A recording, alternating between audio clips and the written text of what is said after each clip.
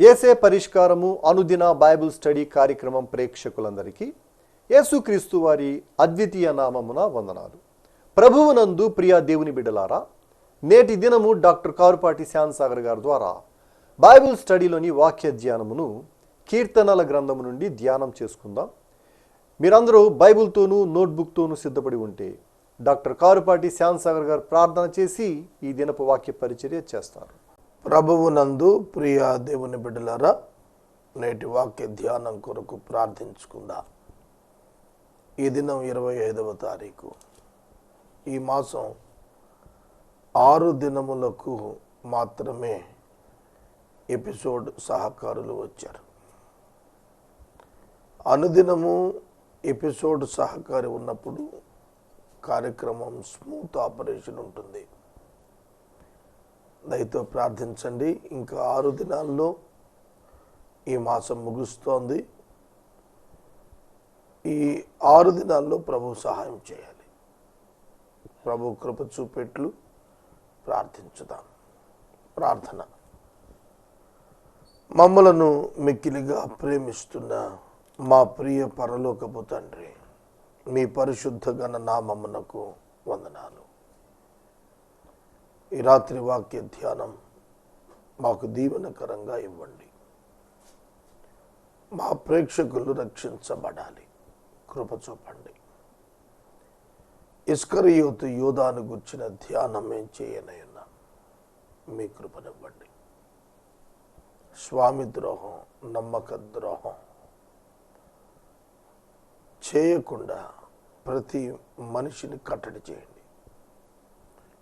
మీ కృప చూపి వాక్యాన్ని అర్థం చేసుకునే సహాయం చేయండి. యేసు దివ్య నామములో వేడుకుంటున్నాం తండ్రి, ఆమేన్. ప్రభువునందు ప్రియ దేవుని బిడ్డలారా, దయచేసి మీ పరిశుద్ధ బైబిల్ గ్రంథాన్ని తెరవండి. కీర్తన గ్రంథం 109వ సంకీర్తన మీ ఎదుట ఉంచుకునండి. 109వ సంకీర్తనలో దావీదు యొక్క వ్యక్తిగత అనుభవం, అతనిని తరుముతున్న భక్తిహీనులు, అతని ప్రాణము తీయుటకు పొంచి ఉన్న భక్తిహీనులు, ఇంకా 1000 సంవత్సరాలకు యేసుక్రీస్తు ప్రభు నరావతారిగా భూమి మీదకు వస్తారనగా ఆయన శిలువ సందర్భంగా ఇస్కరియోతు యోధా అనే ఒక శిష్యుడు యేసుక్రీస్తు ప్రభువును అప్పగిస్తాడు. అతని కుటుంబం ఏమవుతుంది? స్వామి ద్రోహం తలపెట్టినవారు, నమ్మక ద్రోహం తలపెట్టినవారు, యజమానునికి ద్రోహం తలపెట్టినవారు ఎట్లా అవుతారు అనేది ఈ కీర్తనలో రాశాడు. ఈ కీర్తన స్తుతికి కారణమైన దేవునికి సమర్పించబడిన కీర్తన. చదువుకుందాం. నా స్తుతికి కారణభూతుడవగు దేవా, మౌనముగా ఉండకము, మౌనముగా ఉండకము. మౌనముగా ఉండకము అనే పదం ఎప్పుడు వాడతామంటే, పలుమార్లు అడిగిన జవాబు లేని స్థితిలో అడుగుతాం. మనమైనా అంతే. మన తోటి వారిని ఎన్నిసార్లు అడిగినా జవాబు చెప్పకపోతే, మౌనంగా ఉన్నావేంటి, మౌనంగా ఉండద్దు అని అడుగుతాం. దావీదు భక్తుడు ప్రార్థన చేస్తున్నాడు. ఆ ప్రార్థనలో తన దేవుడు ఎవరో తాను తెలుసుకుని మాట్లాడుతున్నాడు. దావీదు యొక్క జీవితంలో జరగాల్సినదిగా ఒక సంఘటన గాడ్ హ్యాస్ డిజైన్డ్, దేవుడు ఏర్పాటు చేశాడు. ఆ సంఘటన అనివార్యము, తప్పదు. అందుకే ఎన్ని మార్లు ప్రార్థించినా మౌనంగా ఉన్నట్టుగా ఉన్నాడు దేవుడు. దేవుడు జవాబు ఇవ్వటం లేదు కదా అని ఆయన నిర్లక్ష్యం చేశాడనుకోకండి. He is on the job. ఆయన పని చేస్తున్నాడు. మనకు చెప్పినా మనకు అర్థం కాదు. ఒక మనిషి మెదడులో ఉన్నటువంటి ఒక కణితిని తొలగించడానికి ఒక వైద్యుడు ఉపక్రమించినప్పుడు ఆ రోగికి ఆ వైద్యుడు ఏమి చెబితే ఏమి అర్థమవుతుంది? ఒకసారి ఆలోచించండి. ఒక హృద్రోగ వైద్యుడు, నేను ఒక సందర్భంలో వాగ్యుద్ధం చేసుకున్నా, మాటలతో యుద్ధం చేశా. ఒక పేషెంట్ విషయంలో నేను అడిగాను, ఏమిటి అసలు చెప్పమంటాను. నేను గుండె గురించి, గుండెలో ఉన్న కవాటాల గురించి, వాటి పనితీరుని గురించి ఆయన చెప్పటానికి ప్రయత్నం చేశాడు. నాకు అర్థం కాల. కొన్ని విషయాలు మనకు అర్థం కావు. దేవుడు పరమ వైద్యుడు, గొప్ప జ్ఞాని. ఆయన ఎందుకు ఇలా చేస్తున్నాడు మన జీవితంలో, ఎందుకు ఇట్లాంటి అనుమతులు ఇస్తున్నాడు మన జీవితంలో అనేది మన హ్యూమన్ కాంప్రహెండ్కి అందదు. మానవ మనసుకు, మానవ మదికి కొన్ని సందర్భాల్లో అర్థం కాదు. కానీ ఒక్కటి నమ్మాలి, ఏమిటంటే ఆయన ఎటువంటి పరిస్థితి మనకు అనుగ్రహించినా ఆయన మాత్రం స్తుతికి కారణభూతుడే. ఆయన ఆరాధ్యనీయుడే. ఆయనలో లోపం లేదు. ఆయన లోపం ఉంచడు కూడా. God is perfect and he make all the things perfect. కనుక దావీదు జీవితంలో దేవుడు డిజైన్ చేసిన అనుభవాలు ఉన్నాయి. ఇవి ప్రపంచానికి పాఠాలు, రాబోతున్న తరాలందరికీ పాఠాలు. అవన్నీ లెసన్స్. చూడండి, మన పాఠ్యాంశాల్లో కొన్ని పాఠాలు కొందరు దేశభక్తులను గుర్చి ఉంటాయి. అవి వారి జీవితాల్లో అనూహ్యంగా ఊహించని రీతిగా వచ్చిన సంఘటనలు. వాటిని వాళ్ళు ఎట్లా ఎదుర్కొన్నారు అనేది రాశాడు భవిష్యత్ యంగర్ జనరేషన్స్కి పాఠంగా. అలాగే దావీదు జీవితంలో కూడాను ద్రోహులు, భక్తిహీనులు అతని ప్రాణం తీయటానికి పొంచున్న వాళ్ళు చేసినటువంటి క్రియలు వివరించాడు. దాని తర్వాత దేవుడు వారికి ఏం చేయనై ఉన్నాడు కూడా చెప్పేశాడు. కనుక మన చిన్న జీవితం, 70 ఏళ్ళు 80 ఏళ్ల జీవితంలో ఎదురవుతున్నటువంటి అనేకమైనటువంటి విషయాలు, పరిస్థితులు, వ్యక్తులు, వారి వలన కలుగుతున్న గాయాలు, వారి వలన కలుగుతున్న మనోవేదనలు, వీటన్నింటికీ కూడా ముగింపులు ఏర్పాటున్నాయి. ఎన్నడూ భయపడద్దు.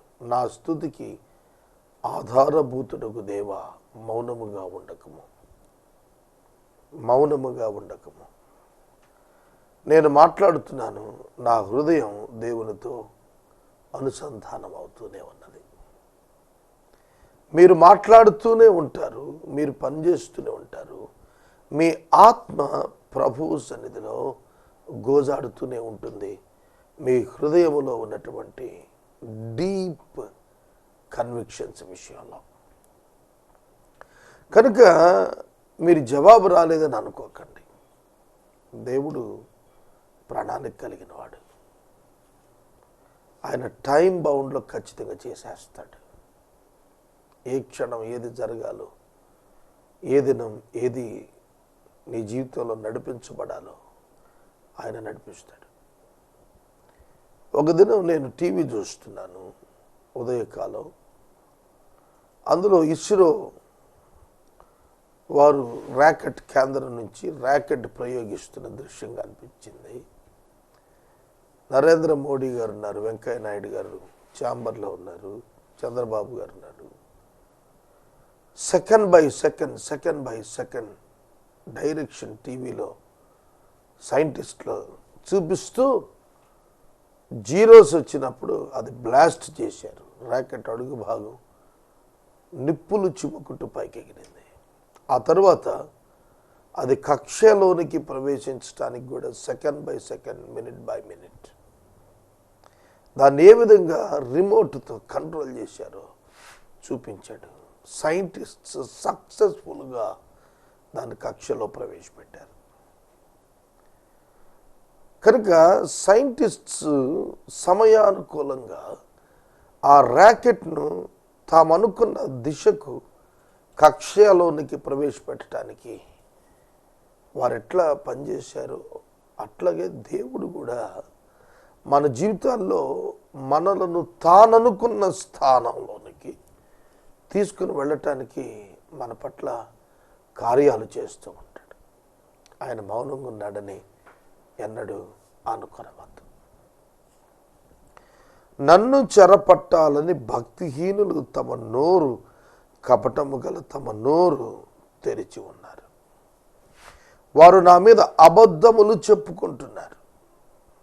చూడండి, నన్ను చుట్టుకొని నా మీద ద్వేషపు మాటలు చెబుతున్నారు. నిర్నిమిత్తముగా నాతో పోరాడుతూ ఉన్నారు. భక్తిహీనులు అన్నప్పుడే వారు దౌర్భాగ్యులు, దుర్మార్గులు అని అర్థం అవుతుంది. భక్తిహీనులట నోరు కపటముగా తెరిచి అబద్ధాలు చెబుతున్నారు. కారణం చెరపట్టాలి. మనల్ని కొందరు వ్యక్తులు పాడు చేయటానికి ప్రయత్నం చేస్తూ ఉంటారు. దానివల్ల వాళ్ళకేం రాదు, నిర్నిమిత్తం, కారణం కూడా ఉండదు. అంతరంగంలో అపవాది పనిచేస్తాడు వాళ్ళకి. అందుకే వాళ్ళు ఆ విధంగా కారణం లేకపోయినా చెలరేగుతారు, అబద్ధాలు చెప్పుకుంటూ పోతారు. ఇట్లాంటి వారు నేను చూశాను. వారు భక్తిహీనులే. వారికి భక్తి లేదు, భయం లేదు, విశ్వాసం లేదు. తాము సాతాను ఏజెంట్లుగా ఉన్నామని వారు గుర్తెరగకుండానే సాతాను బిడ్డలు అయిపోతున్నారు.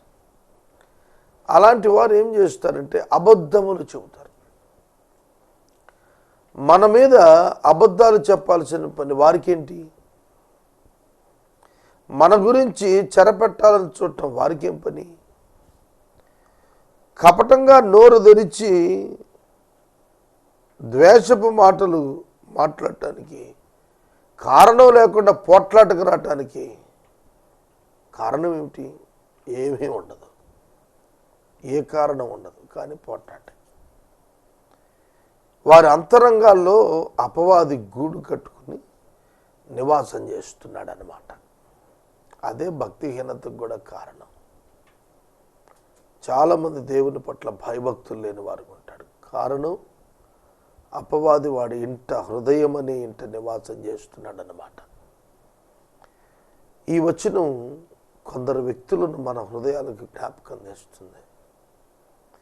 మనలను చెరపట్టాలని, మన పేరు ఇక వినపడకూడదని, మనల్ని నాశనం చేయాలని, ఉనికిలో లేకుండా చేయాలని ప్రయత్నించేటువంటి దౌర్భాగ్యమైన తలంపులు కలిగిన వారు ఈ లోకంలో ఉంటారు. కారణం లేకుండా పోట్లాడుతూ ఉంటారు. అటువంటి వారిని గురించి దావీదు కీర్తనకారుడు మాట్లాడుతూ అన్నాడు, నేను చూపిన ప్రేమకు ప్రతిగా వారు నా మీద పగబట్టారు, అయితే నేను మానక ప్రార్థన చేస్తున్నాను. ఈ అనుభవం మీకుందా? నేను చూపిన ప్రేమకు ప్రతిగా వారు నా మీద పగబట్టారు. యేసుక్రీస్తు ప్రభు ఎంత ప్రేమ చూపాడు! ఆయన మీద శాస్త్రులు, పరిసయ్యులు నిర్నిమిత్తంగా ఎందుకు లేచారు? ఆయన అరెస్ట్ చేయించాలని, ఆయన సిలువెక్కించి చంపాలని, ఆయన హత్య చేయించాలని మత నాయకులు ఎందుకు కూడుకున్నారు? వారి అంతము కునికి నిద్రపోదు కాబట్టి, వారి యొక్క ఎండ్ డెస్టినేషన్ డిసైడ్ అయిపోయింది కాబట్టి. చూడండి, ప్రధాన యాజకుడు కైప, గత సంవత్సరపు ప్రధాన యాజకుడు అన్న, వారి యొక్క సభలు, యూదులు అందరూ కూడా యేసయ్య మీద లేచి, కారణం ఏంటి చెప్పండి? వాళ్ళకి ఏమైనా అన్యాయం చేశాడా? వాళ్ళ సొమ్ము ఏమైనా తిన్నాడా? వారికి ఏమన్నా అప్పు చేసి ఎగ్గొట్టాడా? వారికి ఏ విధమైనటువంటి నష్టం చేకూర్చాడు? కానీ వారందరూ తృణీకరించారు. వారంతా సిలువేయమని కేకలేశారు. భక్తిహీనులైన జనులు ఎంత దారుణంగా నష్టపోయారు. 12 మంది శిష్యుల్లో ఒక శిష్యుడు యేసుక్రీస్తు ప్రభుని డబ్బుకు బేరం పెట్టేశాడు. డబ్బుకు బేరం పెట్టాడు. ద్రోహి అయ్యాడు. నేను చూపిన ప్రేమకు ప్రతిగా వారు నా మీద పగబట్టారు. అయితే నేను మానక ప్రార్థన చేసుకుంటున్నాను. It's a wonderful experience. మనం ప్రేమించిన వారు మన మీద పగబట్టడం, ఈ అనుభవం మీకుందా? నాకుంది. నేను ఎంతగా ప్రేమించానో, ఎంతగా సహకరించానో, సహాయం చేశానో అంతా అందుకున్నవారు పగబట్టిన వారుగా మారిన వారు ఉన్నారు. భవిష్యత్తులో ఇంకా మారటానికి ఎంతమంది ఉన్నారో కూడా తెలియదు నాకు. వాళ్ళు డిజైన్ చేయబడ్డారు. సాతులూరి మిత్ర గారు దక్షిణాసియా ఖండం హగై రిప్రజెంటేటివ్గా పనిచేశాడు. నా జీవితం ఎరిగిన ఆయన ఒక దినాన చెప్పాడు నాకు క్లియర్గా, వారి కొరకు నీవు కాదు, నీ కొరకు వారు ఏర్పరచబడ్డారు.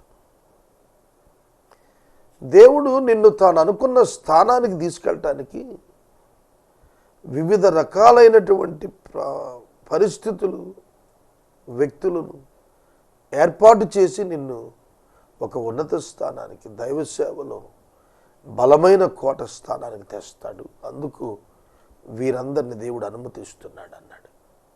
నేను చాలా ఆదరించబడ్డాను. అది నేను ఎందుకు చెబుతానంటే, నా వ్యక్తిగత అనుభవాలు, వాక్యము మన జీవితంలో ఏం నెరవేరుతుంది అది మనం పరిశీలన చేసుకోవాలి. దేవుడు మన కొరకు ఏం చేస్తున్నాడు, ఏం చేయనై ఉన్నాడు, ఏమి చేసి ఉన్నాడు, ఇది తెలుసుకుంటాం మన ఆత్మలకు చాలా బలాన్ని ఇస్తుంది. మన ఆత్మకు ధైర్యాన్ని ఇస్తుంది, నిరీక్షణ ఇస్తుంది. కనుక మీ పైన మీరు ప్రేమించిన వారు పగబట్టారని ఆశ్చర్యపడకండి, పగబడతారు. ఏలీయా తన జీవితం ద్వారా ఇశ్రాయేలీయులకు ఎంత మేలు చేశాడు. అటువంటి ఏలీయా నువ్వు చంపాలని అహాబు, యెజెబెలు ఎంత ప్రయత్నం చేశారు. ఏలీయా పారిపోయాడు. మరణాపేక్ష గలవాడు అరణ్యంలో పారిపోయి భయపడ్డాడు. కానీ వాళ్ళు ఏమన్నా టచ్ చేయగలిగారా? తాకలేరు. వారి నోరు ఎంత కపటమైనా, వారి తీరు ఎంత ప్రమాదకరమైన తాకలేరు. దేవుని పిల్లలను తాకలేరు. They can't touch even the feet of the servant of God. దేవుని సేవకుల పాదాలు ముట్టడానికి కూడా వాళ్ళకు అనుమతి ఉండదు. దేవుడు వారిని కంట్రోల్ చేస్తాడు. మన జీవితాల్లో ఎంతో నష్టం చేయాలని ప్రయత్నించే వ్యక్తులు భంగపడతారు. వాళ్ళు అలా ప్రయత్నించిన కొలది మనల్ని దేవుడు ఎలివేట్ చేస్తాడు, పైకి తెస్తాడు, అభివృద్ధిలోకి తెస్తాడు. అయితే నేను మానక ప్రార్థన చేస్తున్నాను. This should be your experience. ఇది మీ వ్యక్తిగత అనుభవం కావాలి. మీరు మానక ప్రార్థించాలి. Prayer without seizing. నిరవధికంగా ప్రార్థించాలి. ఆపకుండా ప్రార్థించాలి. మానకుండా ప్రార్థించాలి. ఇది మీరు చేయగలిగితే మీరు సక్సెస్ చూస్తారు మీ జీవితంలో. చూడండి, బైబిల్ గ్రంథంలో సిరులు దాగి ఉన్నాయి. ఈ ఉదయం నేను ధ్యానిస్తున్నాను వాక్యాన్ని. ధ్యానిస్తూ ఆలోచిస్తుంటే బైబిల్ గ్రంథం అంతా కూడా ధనరాశులు ఉన్నాయి, సమృద్ధి కలిగిన ధనాగారాలకు బాటలు ఉన్నాయి. అవి ధ్యానిస్తూ ఉండగా కనబడతాయి, ధ్యానిస్తూ ఉండగా కనబడతాయి. ఆధ్యాత్మిక ఐశ్వర్యం బైబిల్ గ్రంథంలోని మార్గాలలో వెళ్ళటం ద్వారా దొరుకుతుంది. భౌతిక సంబంధమైన అభివృద్ధి, ఆధ్యాత్మికమైనటువంటి నెమ్మది బైబిల్లో వ్రాసిన మాటలను పట్టుకొని వెళుతుంటే జీవితంలో కనిపిస్తుంది. Bible is the route map for greatest treasures. ఉన్నతమైన ధనరాశుల నిధులకు మార్గాలు బైబిల్లో కనిపిస్తాయి. బైబిల్ ఒక గైడ్ మనల్ని నడిపిస్తుంది. ప్రియమైన దేవుని బిడ్డలారా, మానక ప్రార్థించండి. ఈ మార్గం మానక ప్రార్థించే మార్గం. దేవుడు మనకు సమీపంగా ఉన్నాడనేటువంటి ఒక నిశ్చయతను మనలో కలిగిస్తుంది. నా యేసు నాతో ఉన్నాడు, నా ప్రభు నా కుడి పక్కన నిలిచి నన్ను బలపరిచాడు అన్నాడు పౌలు గారు ప్రభువుని గురించి. తర్వాత వచ్చిన, నేను చేసిన మేలుకు ప్రతిగా కీడు చేస్తున్నారు, నేను చూపిన ప్రేమకు ప్రతిగా ద్వేషముంచుతున్నారు. చాలామంది జీవితాలు మనం మేలు చేసిన కీడుగా ప్రతిగా కీడే చేస్తారు. ఇది చాలా స్ట్రేంజ్ ఎక్స్పీరియన్స్, మిజరబుల్ కండిషన్, దీనమైన అవస్థ కదూ. చాలామంది తల్లిదండ్రులు తమ బిడ్డలకు ఎంత మేలు చేస్తారండి. పుట్టినప్పటి నుండి పాలిచ్చి పెంచుతారు, శుభ్రం చేస్తారు, నడక నేర్పుతారు, నీతి నేర్పుతారు, ఆర్థికంగా భరిస్తారు. వాళ్ళు తిన్నా తినకపోయినా ఆ బిడ్డ తింటుంటే ఆనందపడతారు. వారికి వస్త్రమున్నా లేకపోయినా ఆ చిన్న బిడ్డ వస్త్రం కట్టుకుంటే మురిసిపోతారు. వాడు పెద్దవాడై తిరుగుబాటు చేస్తే ఆ తల్లిదండ్రుల యొక్క హృదయం ఎంత గాయపడుతుంది. నేను ఎప్పుడు కూడాను నా తల్లిదండ్రుల విషయం రోజు కొన్నిసార్లు మినిమం 5 to 6 times థింక్ చేస్తాను. అసలు నేను వాళ్ళకి ఏం చేస్తున్నాను, వాళ్ళకి నేను ఏం పరిచయం చేస్తున్నాను, వారిని నేనేం ఆదరిస్తున్నాను, వారు నన్ను ఎట్లా సాకారు, వారిని నేను సన్మానిస్తున్నానా, ఇది నేను ఎప్పుడు కూడా పరీక్షించుకుంటాను. చూడండి, ఒక తల్లిదండ్రులుగా ఉన్న వారికే మనం ప్రతిగా ప్రేమ చూపక వారిని ఇష్టానుకూలంగా వృద్ధాప్యంలో మాట్లాడుతూ నిర్లక్ష్యం చేస్తూ గాయానికి వారి దగ్గర యథార్థత లేకుండా ప్రవర్తిస్తే అంతకంటే దారుణమే ఉంటుంది. నీ ప్రియమైన స్నేహితుని విషయంలో నీవు ద్రోహిగా మారితే అంతకంటే ఘోరమే ఉంటుంది. నిన్ను నమ్మి తన తల్లిదండ్రులను విడిచి వచ్చిన నీ భార్య విషయంలో నువ్వు ద్రోహిగా మారిపోతే, పగబట్టిన వాడు అయిపోతే నీ జీవితం వల్ల ఆమెకు క్షేమమే ఉంటుంది. ఈనాడు చాలామంది అనాలోచితంగా బ్రతుకుతున్నారు, ఆలోచన లేకుండా బ్రతుకుతున్నారు. ఒక్కసారి ఆలోచించండి. రిబ్కా ఇస్సాకును చేరుటకు బెతూయేలు నివాసిత ప్రాంతం హారాను నుండి బయలుదేరి కనానుకు వచ్చింది. ఎంత దూరం ప్రయాణం? 30 దినాల ఒంటె ప్రయాణం. అది మార్గం ఎరిగిన వాళ్ళు ఉంటేనే, లేకపోతే వెనక్కి వెళ్ళలేదు. ఒంటరికి వచ్చేసింది దాదిని తీసుకుని, మళ్ళీ వెనక్కి వెళ్ళలేదు. అర్థమవుతుందా? ఆమె పట్ల అబ్రహాము కుటుంబం ప్రవర్తించినటువంటి మేలుకరమైన తీరు ఎంత గొప్పగా ఉంది. ప్రేమించిన ఆమెకు ప్రేమ దొరకాలని కోరుకుంటుంది. ఏ భార్య అయినా తన భర్త నుండి ప్రేమ దొరకాలనుకుంటుంది. పగ, ప్రతీకారం, సూటిపోటు మాటలు వారిని ఎంత గాయపరుస్తాయి. ఎక్కడెక్కడో వారి గురించి మాట్లాడటం లేదు బైబిల్. Inner families. ప్రేమించేది ఎవరిని? కుటుంబంలో వారినే. పగబట్టేది ఎవరు? కుటుంబాల్లో వారే. ఏమిటి ఎక్స్పీరియన్స్ అర్థం కాదు. ఎందుకు దేవా ఇట్లా అలవ చేసావంటే అంతే. నీ జీవితంలో కొన్ని పాఠాలు నీకు నేర్పాలి. నేను అభివృద్ధి తీసుకురావాలంటే కొన్ని ఆపరేషన్స్ దేవుడు నీ యొక్క ఆత్మీయ జీవితంలో జరిగించాల్సిందే. వాని మీద భక్తిహీనిని అధికారిగా ఉంచి 6వ వచనం మొదలుకొని ఎవరైతే పగ చూపారో, ఎవరైతే కీడు చేశారో, ఎవరైతే ద్వేషం చూపారో, ఎవరైతే ద్వేషపు మాటలు చెప్పారో, ఎవరైతే అబద్ధాలు కల్పించారో, కపటంగా నోరు తెరిచారో వారికి ఏం జరుగుతుంది అనేది ఇక్కడ 6వ వచనం నుండి రాస్తున్నాడు. ఇది నేను రేపటి వాక్యంలో చెబుతాను. పరిస్థితి అంతా వివరించాను. ప్రేమ చూపిన వానికి ఎదురుగా ప్రతిగా కీడు, మేలు చేసిన వానికి ప్రతిగా నష్టం చేయుట, పగబట్టుట, కపటముగా చూచుట, ఇవన్నీ ఏదైనా మనం చూసాం. రేపటి వాక్య ధ్యానంలో ఆ వ్యక్తులకు ఏం జరుగుతుంది, ఏం జరగాలని భక్తుడు ప్రార్థన చేశాడు అనేది రేపటి వాక్య ధ్యానంలో చూద్దాం. ఈ రాత్రి ఒక ప్రార్థన మనం ఇక్కడ రాశాడు కదా, నేను మానక ప్రార్థిస్తున్నానని. సమస్యలు వస్తాయి. మనకు దేవుడు విధించిన విధి మానక ప్రార్థించడం. మానక ప్రార్థించినప్పుడు దేవుడు మేలు చేస్తాడు.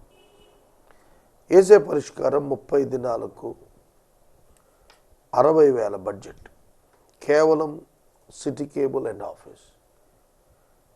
ఈ మాసం 6 దినాలు ఎపిసోడ్స్ వచ్చాయి, అంటే 12,000 వరకు వచ్చాయి.